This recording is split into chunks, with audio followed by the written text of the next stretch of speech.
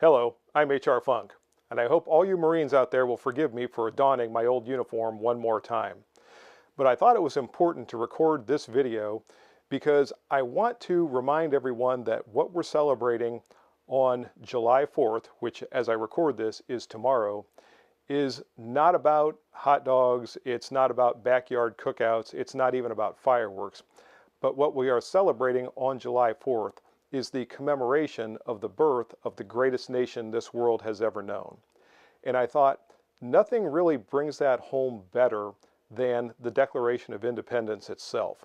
And I was going to read a selection of this for my video tomorrow, but I decided instead that I felt strongly enough about this particular topic that I would make this video as a standalone and recite the Declaration of Independence.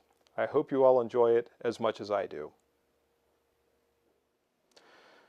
In Congress, July 4th, 1776, the unanimous Declaration of the 13 United States of America. When in the course of human events it becomes necessary for one people to dissolve the political bands which have connected them with another, and assume among the powers of the earth the separate and equal station to which the laws of nature and of nature's God entitle them. A decent respect to the opinions of mankind requires that they should declare the causes which impel them to the separation.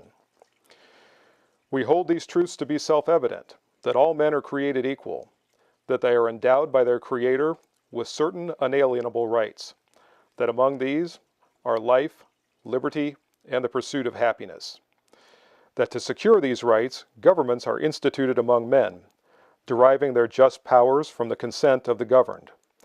That whenever any form of government becomes destructive of these ends, it is the right of the people to alter or abolish it, and to institute new government, laying its foundations on such principles and organizing its powers in such form as to them shall seem most likely to affect their safety and happiness.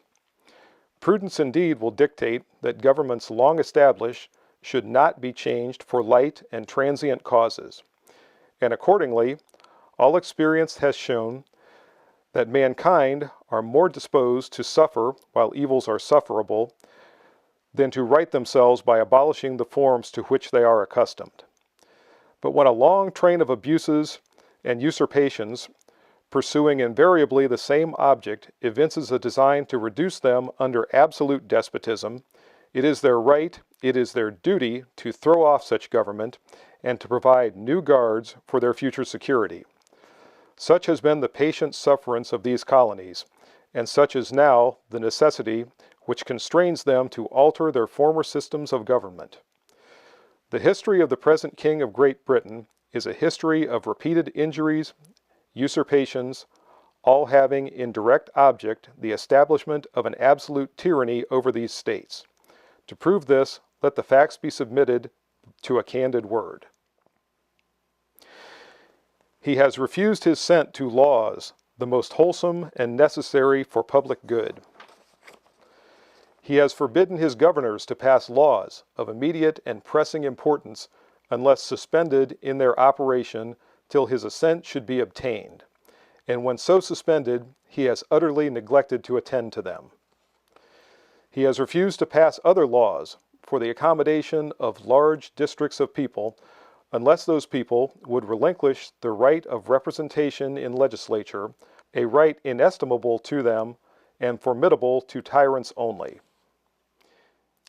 He has called together legislative bodies at places unusual, uncomfortable, and distant from the depository of their public record, for the sole purpose of fatiguing them into compliance with his measures.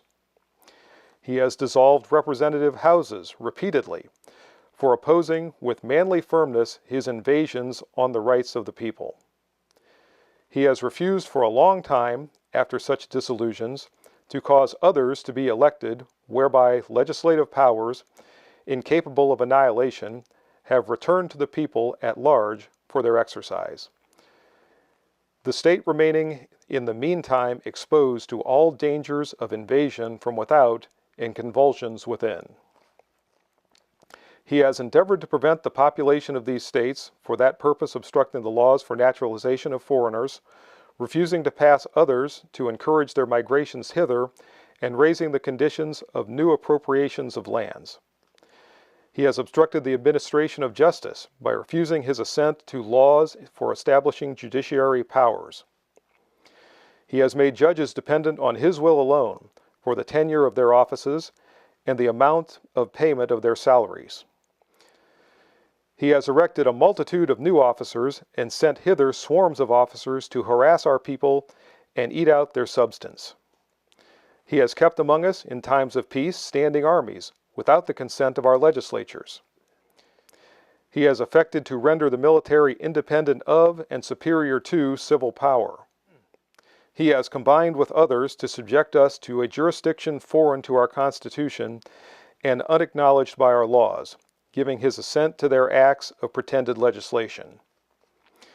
For quartering large bodies of armed troops among us, for protecting them by mock trial from punishment for any murders which they should commit on the inhabitants of these states, for cutting off our trade with all parts of the world, for imposing taxes on us without our consent, for depriving us in many cases of the benefits of a trial by jury, for transporting us beyond the seas to be tried for pretended offenses, for abolishing the free system of English laws in a neighboring province, establishing therein arbitrary government and enlarging its boundaries so as to render it at once an example and fit instrument for introducing the same absolute rule into these colonies.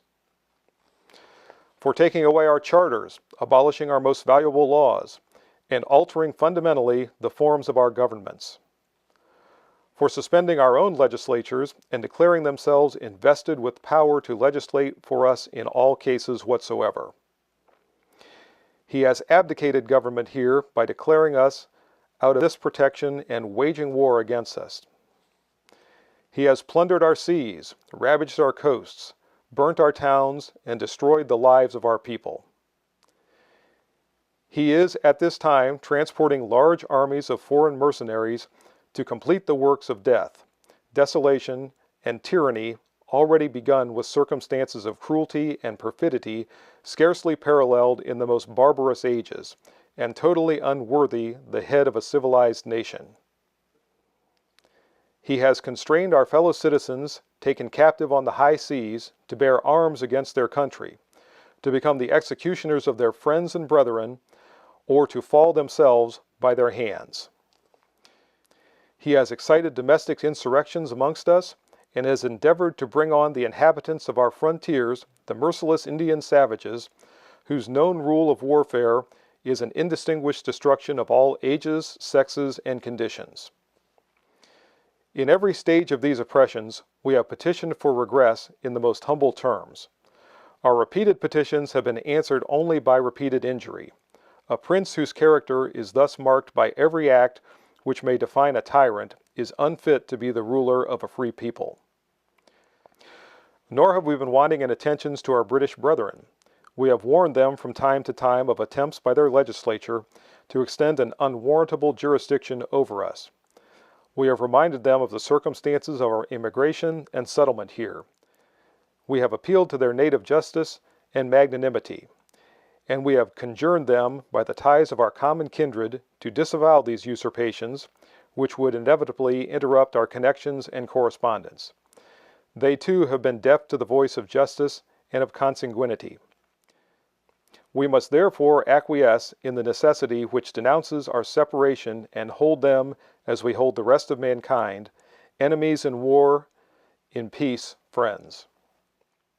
We therefore, the representatives of the United States of America in General Congress assembled appealing to the Supreme Judge of the world for the rectitude of our intentions, do in the name and by authority of the good people of these colonies solemnly publish and declare that these united colonies are, and of right ought to be, free and independent states, that they are absolved from all allegiance to the British Crown, and that all political connection between them and the state of Great Britain is and ought to be totally dissolved, and that as a free and independent states, they have full power to levy war, conclude peace, contract alliances, establish commerce, and do all the other acts and things which independent states may of right do. and for the support of this declaration, with a firm reliance on the protection of divine providence, we mutually pledge to each other our lives, our fortunes, and our sacred honor. Signed from Georgia, Button Gwinnett, Lyman Hall, and George Walton. From North Carolina, William Hooper, Joseph Hughes, and John Penn. From South Carolina, Edward Rutledge, Thomas Hayward Jr., Thomas Lynch Jr., and Arthur Middleton. From Massachusetts, John Hancock. From Maryland, Samuel Chase, William Paca, Thomas Stone, and Charles Carroll of Carrollton. From Virginia, George Wythe, Richard Henry Lee, Thomas Jefferson, Benjamin Harrison, Thomas Nelson Jr., Francis Lightfoot Lee, and Carter Braxton. From Pennsylvania, Robert Morris, Benjamin Rush, Benjamin Franklin, John Morton, George Clymer, James Smith, and George Taylor.